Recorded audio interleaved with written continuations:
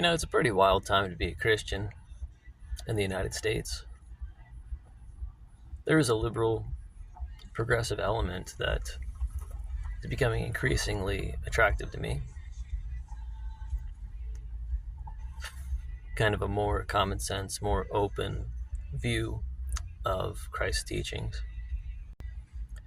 Now, I'd say that the most frustrating part of the time period that we're in are the Christian leaders that are the most famous ones.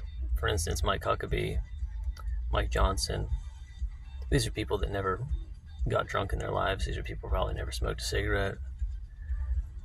Their idea of an evil person is someone who sleeps in on a Sunday instead of going to church. And I don't think they're faking. I think they just genuinely cannot understand the nature of the world and the nature of the position they've been put in.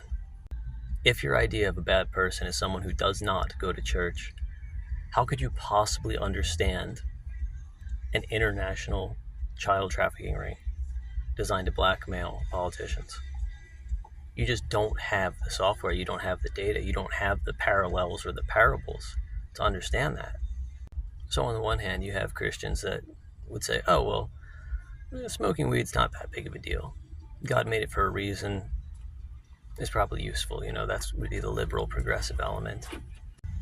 I do believe that the conservative element of the Christian church in America is much more deceived. Taking point the whole red heifer incident in Israel.